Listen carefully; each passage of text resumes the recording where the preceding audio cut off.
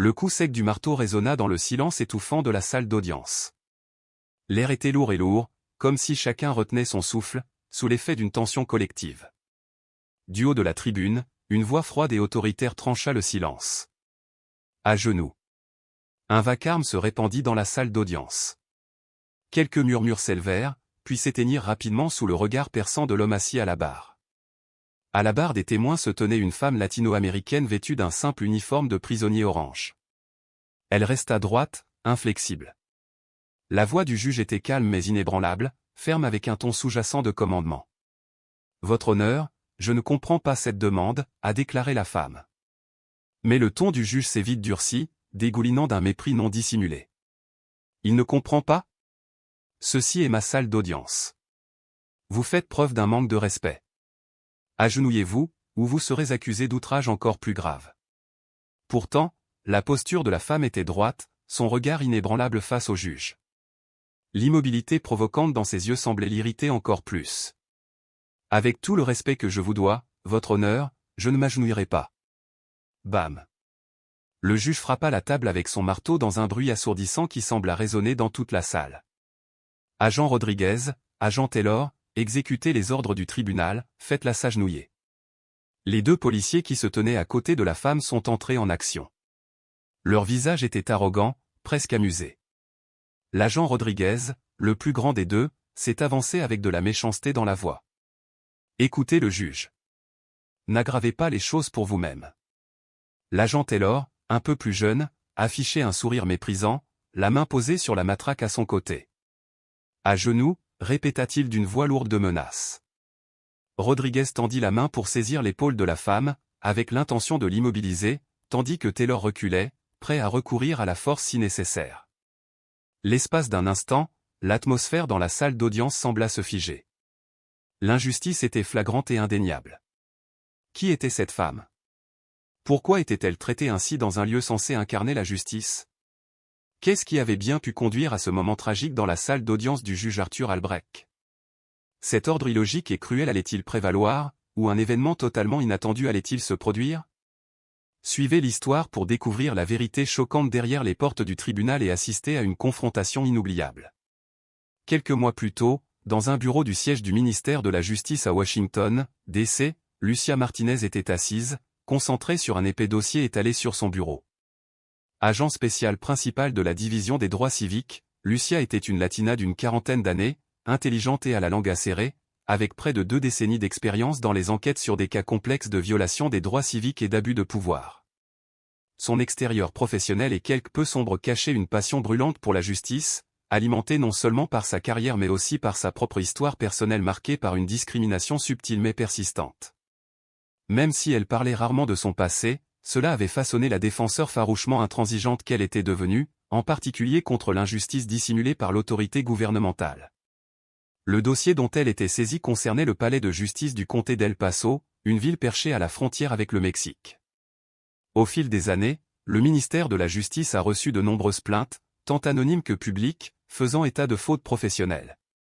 Les rapports dressent un tableau inquiétant, les modèles de condamnation révèlent que les accusés de couleur, en particulier les latinos, se voient systématiquement infliger des peines beaucoup plus sévères que les accusés blancs pour des crimes similaires, voire plus graves. Cette disparité était si flagrante et systématique qu'elle défiait toute explication par des facteurs juridiques conventionnels. Au cœur de ces allégations se trouvait le juge Arthur Albrecht. Il était accusé de partialité flagrante au tribunal, tenant fréquemment des propos racistes et désobligeants, souvent voilés plutôt couverts. De nombreux avocats de la défense, notamment les défenseurs commis d'office, ont exprimé leur sentiment d'impuissance face à ces préjugés manifestes. Les récits des attitudes racistes d'Albrecht s'étendent au-delà de la salle d'audience, faisant surface aussi bien lors d'événements communautaires que de conversations privées. 2 policiers, Rodriguez et Taylor, comparaissaient fréquemment dans ces dossiers. Célèbres au sein de la communauté latino-américaine, ils étaient tristement célèbres pour leur comportement agressif, leur recours inutile à la force et leurs pratiques discriminatoires. De nombreux rapports ont affirmé qu'ils ciblaient délibérément des minorités lors de contrôles routiers, procédaient à des fouilles injustifiées et tenaient un langage désobligeant. Plus inquiétants encore étaient les soupçons de collusion entre le juge Albrecht et ses policiers. Les arrestations de latinos par Rodriguez et Taylor semblaient systématiquement approuvées par Albrecht, ce qui se traduisait par de lourdes peines, tandis que les plaintes concernant les fautes professionnelles des policiers étaient systématiquement ignorées. Les violations des procédures régulières étaient généralisées. Les accusés ont déclaré avoir été mal informés de leurs droits, contraints de plaider coupables au lieu d'être jugés, empêchés d'accéder à des avocats commis d'office compétents et soumis au rejet systématique des preuves favorables aux accusés de couleur. Lucia feuilleta attentivement le dossier, lisant les comptes rendus détaillés de chaque cas. Jem Verde, un jeune latino, avait été condamné à 5 ans de prison pour possession de marijuana à petite échelle. Pourtant, quelques semaines plus tôt, un jeune blanc, fils d'un homme d'affaires local, avait bénéficié d'une mise à l'épreuve pour le même délit, sous la surveillance personnelle du juge Albrecht. Teresa Lopez, une femme latino-américaine, avait été publiquement réprimandée par Albrecht devant le tribunal pour ce qu'elle avait qualifié de comportement peu coopératif, simplement parce qu'elle avait tenté d'expliquer sa situation. Rodriguez et Taylor étaient accusés d'avoir battu un homme latino-américain lors d'un contrôle routier pour un feu arrière cassé, mais cette affaire n'a jamais fait l'objet d'une enquête sérieuse. Rassembler des preuves directes et irréfutables de la mauvaise conduite du juge Albrecht dans la salle d'audience s'est avéré extrêmement difficile. Les témoins potentiels, notamment les avocats et le personnel du tribunal, craignaient des représailles. Albrecht était profondément ancré dans le tissu politique et social du comté, exerçant un pouvoir considérable. Les dossiers et les transcriptions judiciaires ont été méticuleusement rédigés. Les enquêtes externes se sont régulièrement heurtées à des murs de silence ou à une résistance passive. Après plusieurs réunions tendues et de longues délibérations, la direction de la division des droits civiques du ministère de la Justice a opté pour une action audacieuse et secrète. Elle a conclu que seule une opération secrète permettrait d'obtenir des preuves directes des abus commis par le juge Albrecht et ses associés dans le cadre même de leur pouvoir. Lucia Martinez s'est portée volontaire pour entreprendre cette mission dangereuse. Elle comprenait les risques mais reconnaissait également l'importance vitale d'exposer la vérité. Elle pensait que seule une expérience directe du système, du point de vue d'une victime, lui permettrait d'en comprendre pleinement le fonctionnement et de rassembler les preuves les plus convaincantes. Le plan était méticuleux. Lucia se ferait passer pour Maria Gomez, une femme latino-américaine d'une 40aine d'années, sans emploi, au casier judiciaire vierge, récemment installée dans une petite ville proche du poste frontière. Cette couverture était suffisamment banale pour ne pas éveiller les soupçons, mais suffisamment vulnérable pour faire d'elle une cible facile pour les forces de l'ordre local et la justice. Son apparence et son comportement ont complètement changé.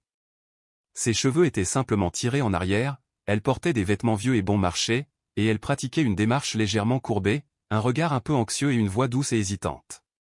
Elle avait perdu l'attitude confiante et affirmée d'un agent fédéral.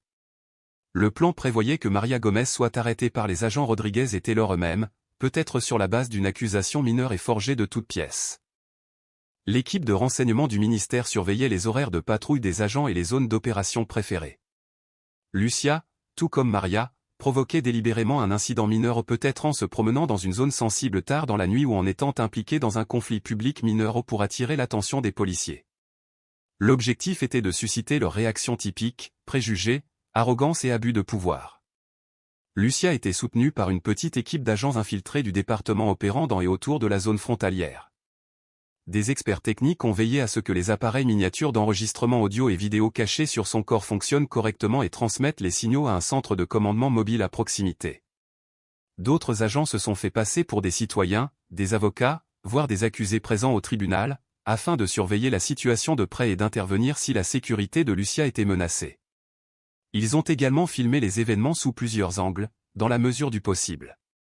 L'objectif principal était clair, obtenir des preuves irréfutables de discrimination, d'abus de pouvoir et de violation des procédures régulières commises par le juge Albrecht, l'agent Rodriguez et l'agent Taylor dans la salle d'audience.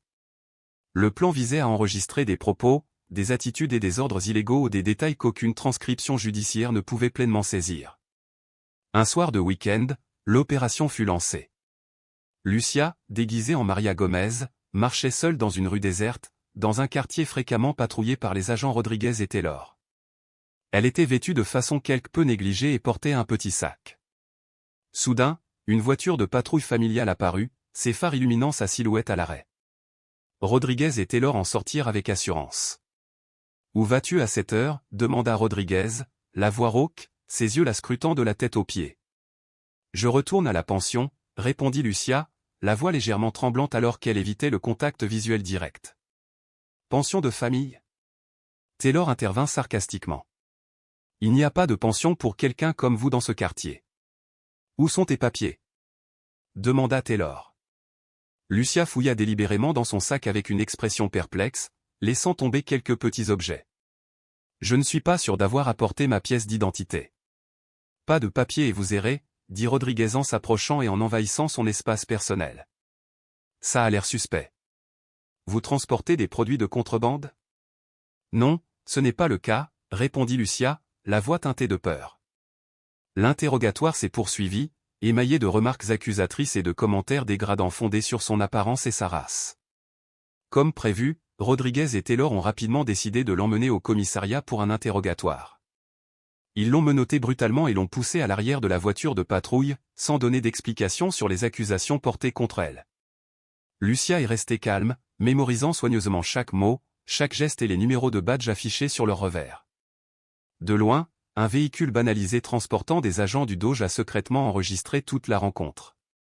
Cette nuit-là, Maria Gomez fut arrêtée pour vagabondage et résistance aux forces de l'ordre, une accusation sans fondement portée par Rodriguez. Le lendemain, elle fut informée qu'elle comparaîtrait devant le juge Arthur Albro. Le plan avait atteint sa phase la plus périlleuse. Le jour du procès, Lucia, se faisant toujours appeler Maria Gomez, était assise sur un banc froid et dur dans la cellule du tribunal. L'air était lourd d'humidité, imprégné d'une odeur âcre de désinfectant bon marché et d'un profond désespoir. Elle observait les employés de la prison se déplacer. Certains étaient indifférents, tandis que d'autres la fixaient, elle et d'autres personnes de couleur, d'un regard hostile, de sourires moqueurs et d'une brusquerie inutile. Cet environnement hostile était le terreau fertile de l'injustice qu'elle était venue dénoncer. Quelques instants plus tard, un homme d'âge moyen fatigué, avec des lunettes perchées bas sur le nez, s'est approché des barres. C'était son défenseur public désigné, M. Peterson. Chargé d'un épais dossier sous le bras, il semblait dépassé. Leur conversation fut brève. M. Peterson a examiné les accusations, lui conseillant de plaider coupable en échange d'une peine légère, peut-être une amende ou quelques jours de travaux d'intérêt général. Le juge Albat n'aime pas les fauteurs de troubles, murmura-t-il prudemment, une lueur d'appréhension dans le regard, surtout depuis que Rodriguez et Taylor avaient remis leur rapport. Lucia percevait l'impuissance, peut-être même la résignation, de l'avocat. Il semblait si habitué au rouage du système qu'il manquait d'enthousiasme pour se battre, surtout pour une accusée aussi insignifiante que Maria Gomez. Poliment, Lucia a rejeté le plaidoyer de culpabilité, insistant sur son innocence et exigeant un procès. Monsieur Peterson soupira, prit rapidement une note dans son presse-papier et s'éloigna précipitamment pour s'occuper d'autres clients. Le moment venu, Maria Gomez fut escortée jusqu'à la salle d'audience numéro 2, présidée par le juge Albre. La salle était petite, ses boiseries sombres vieilles et poussiéreuses. Les drapeaux américains et des États étaient accrochés derrière le banc du juge, délavés et usés. La statue de bronze de Dame Justice, accrochée au mur, paraissait fatiguée et négligée. Seule une poignée de personnes étaient présentes, quelques avocats attendant d'autres affaires, du personnel du tribunal et 2 personnes assises tranquillement au dernier rang. Il s'agissait d'agents du DEOG se faisant passer pour des proches d'un autre accusé, observant discrètement chaque détail de leurs yeux. Le juge Arthur Albrecht est entré par une porte latérale. Il semblait avoir environ 60 ans, avec des cheveux gris courts, un visage rouge et de petits yeux perçants. Son attitude était arrogante alors qu'il s'enfonçait avec autorité dans un grand fauteuil derrière le banc. Le silence s'est installé dans la salle d'audience alors que le procès s'ouvrait sur plusieurs affaires mineures. Lucia a observé le juge Albat les traiter avec impatience, interrompant fréquemment les accusés et les avocats, notamment ceux de couleur ou d'origine latino-américaine. Il a fait une remarque sarcastique à propos d'une femme hispanique verbalisée pour conduite sans permis, se moquant de son statut d'immigrante. À un jeune latino accusé de conduite désordonnée, il secoua la tête avec dégoût et infligea une lourde amende avec un minimum d'explication. Son mépris pour les défenseurs publics était palpable. Son parti pris était indubitable. Finalement, le nom de Maria Gomez a été appelé. Lucia inspira profondément, gardant une expression nerveuse mais résolue alors qu'elle s'approchait du banc. Le procureur, un jeune homme apparemment désireux d'impressionner le juge, lut les chefs d'accusation, vagabondage et résistance à l'arrestation. Les détails étaient exagérés par rapport à ce qui s'était réellement passé lors de l'arrestation de Lucia. Le juge Albad la regarda froidement, les yeux perçants et critiques. « Mademoiselle Gomez », commença-t-il d'une voix étranglée, « les rapports des agents Rodriguez et Taylor indiquent que vous étiez peu coopérative, verbalement abusive et méfiante lors de vos déambulations nocturnes. Comment expliquez-vous cela? Toujours à la manière de Maria Gomez, Lucia commença calmement à expliquer qu'elle était simplement retournée à sa pension à pied. Elle n'avait insulté personne et était simplement gênée par cette détention inattendue. Albert l'interrompit à plusieurs reprises. Quelle pension? Avez-vous une preuve de votre présence? Les gens comme vous trouvent toujours des excuses, a-t-il lancé sarcastiquement. Votre honneur, je viens d'emménager ici, essaya d'expliquer Lucia. Silence. Albert s'exclama sèchement, je ne vous interroge pas sur votre passé personnel, je vous interroge sur votre comportement cette nuit-là. Avez-vous résisté à l'officier? Je ne résiste pas, votre honneur. J'avais juste un peu peur, répondit doucement Lucia. Son avocat commis d'office, Peterson, s'est tenu faiblement debout, tentant d'intervenir. Votre honneur, ma cliente prétend qu'elle ne. Peterson. Albright a aboyé.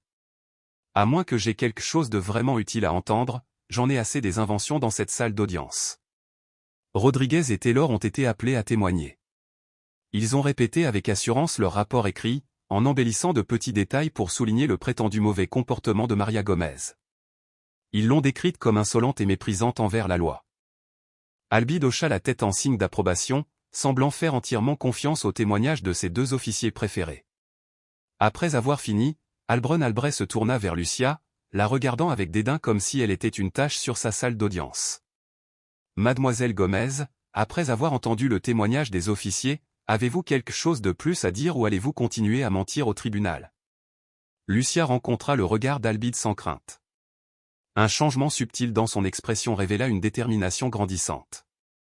Doucement mais clairement, elle demanda, « Votre honneur, puis-je consulter la transcription de ma déposition initiale au commissariat? Je crois qu'il y a des divergences avec ce que les policiers viennent de présenter. » La question, bien que parfaitement légale et normale dans une salle d'audience, semblait avoir atteint le point de rupture pour Albide.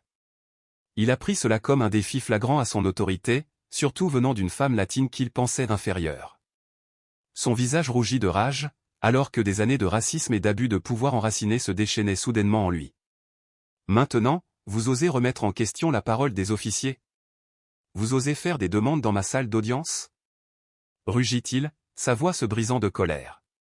Pour qui se prend-il en posant des questions ici? Il est tellement arrogant et irrespectueux.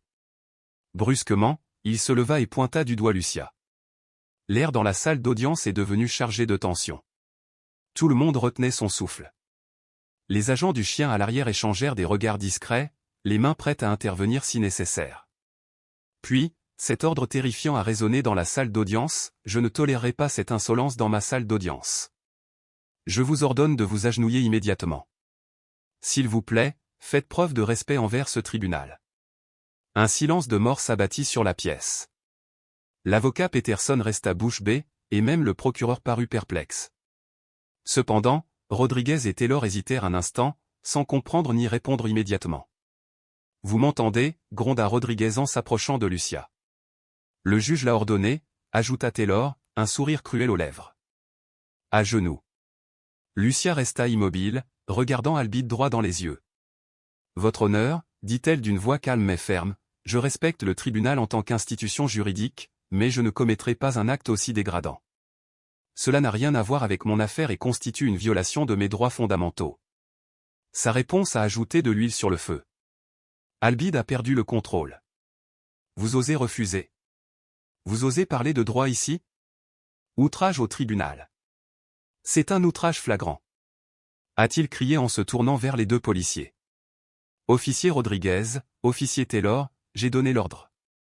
Mettez-la à genoux. » Sans hésiter, Rodriguez et Taylor s'avancèrent vers Lucia.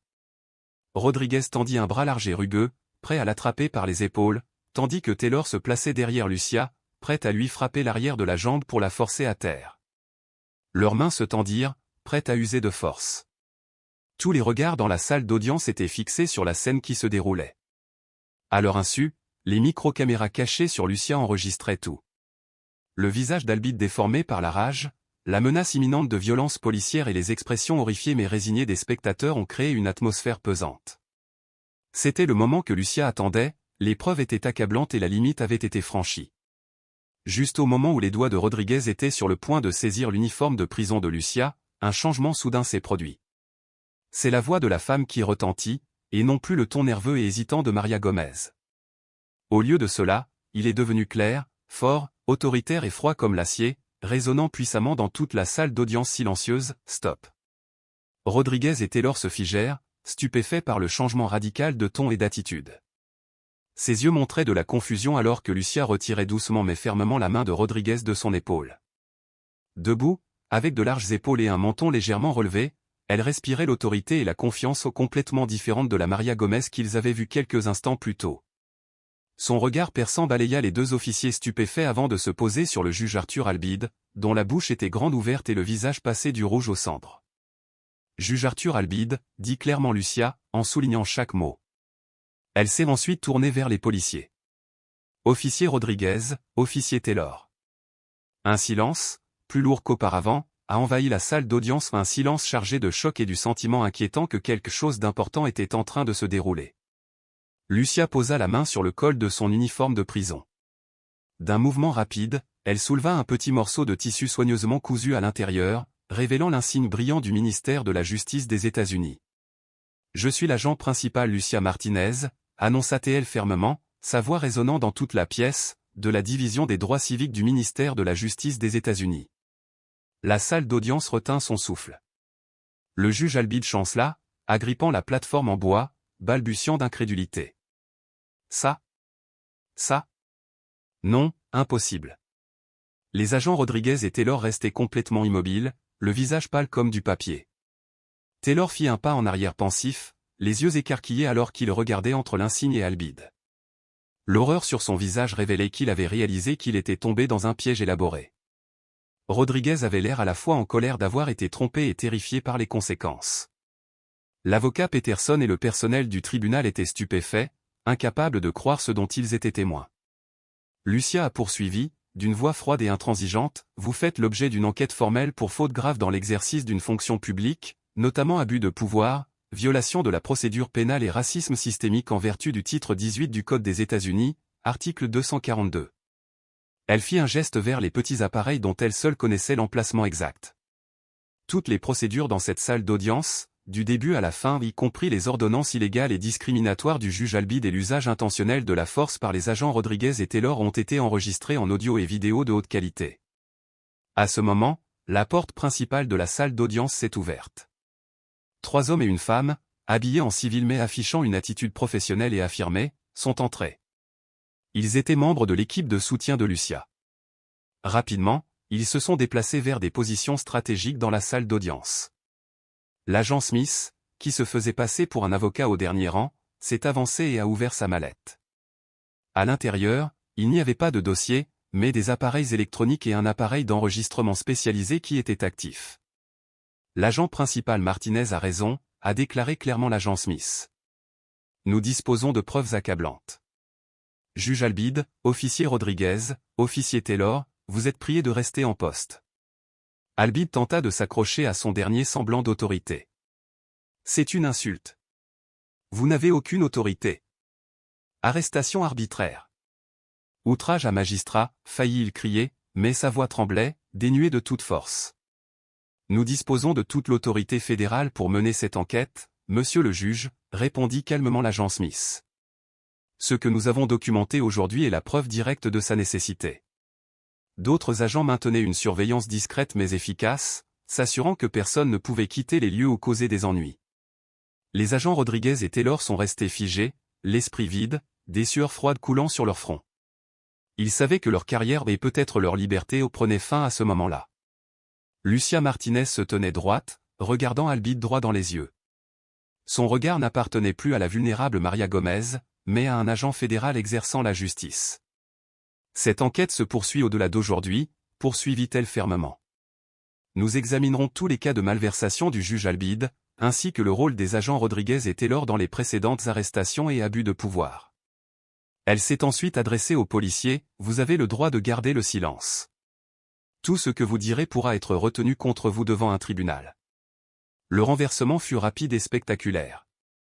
Le pouvoir avait complètement basculé. Le chasseur était devenu la proie. La justice, bien que tardive, avait commencé à éclairer la sombre salle d'audience d'El Paso. Avec professionnalisme et discipline, les agents du DOJ ont commencé à recueillir des preuves. Les appareils d'enregistrement ont été soigneusement remis par Lucia et immédiatement scellés. L'agent Smith a demandé au juge Albide de quitter le tribunal et de prendre place à la table des avocats. Les agents Rodriguez et Taylor ont été priés de remettre leurs armes, leurs menottes et leurs appareils de communication. Ils étaient séparés et étroitement gardés par d'autres agents. Bien que chaotique, l'ambiance restait sous le contrôle total de l'équipe fédérale.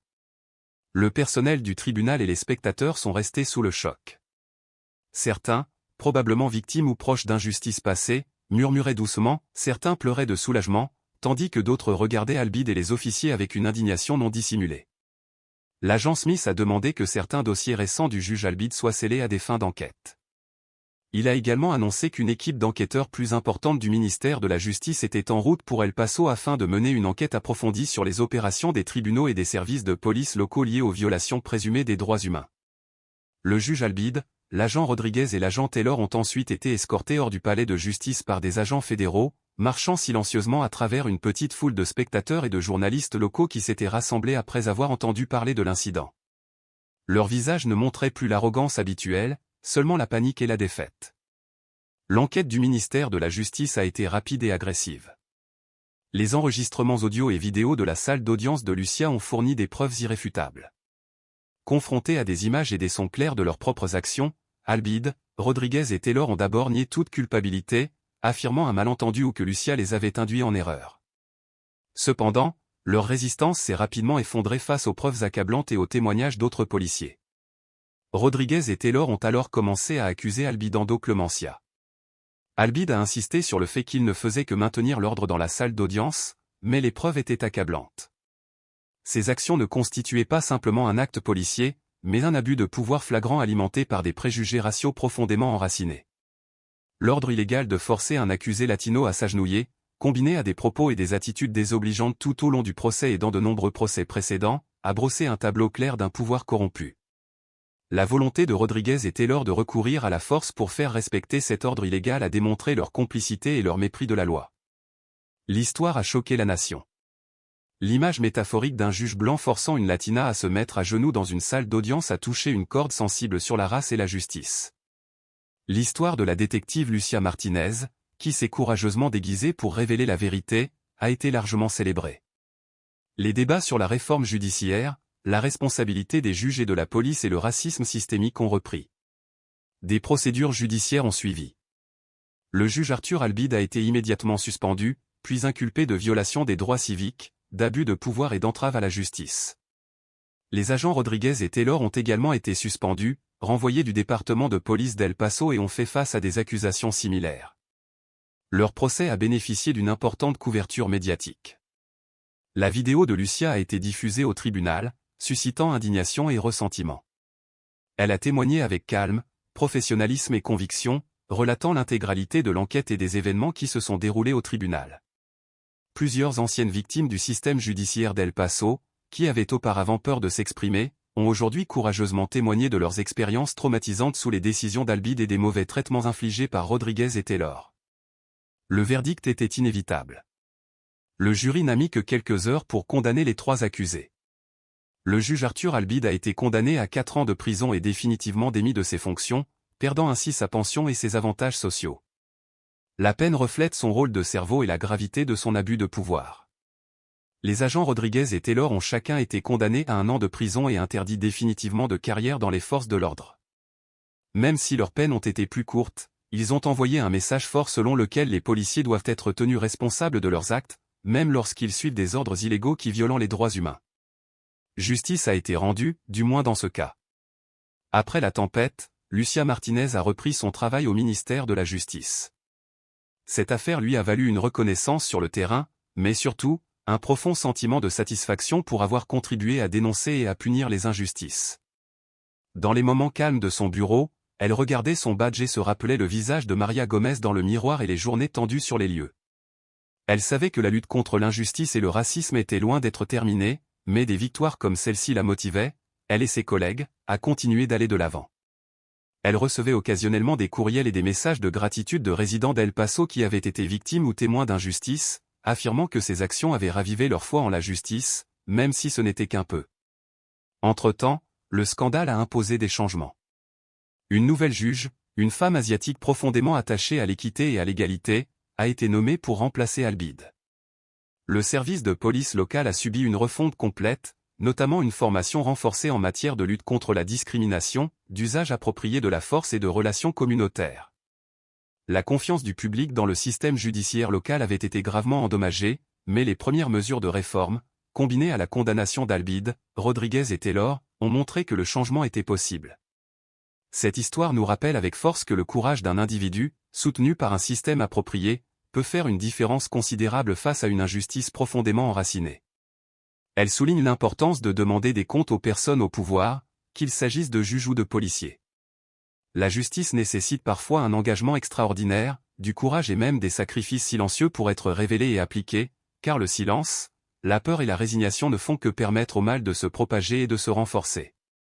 Peu importe à quel point un système peut être corrompu, il y aura toujours quelque part des gens comme Lucia Martinez prêts à entrer dans l'obscurité pour trouver la lumière de la vérité et de la justice. Le moment où l'inspecteur détective Lucia Martinez a révélé son identité et renversé la situation dans la salle d'audience a été à la fois euphorique et soulageant. Selon vous, quel a été le plus grand défi auquel elle a été confrontée lors de cette dangereuse mission d'infiltration? Partagez vos sentiments et vos réflexions sur cette histoire dramatique de combat pour la justice.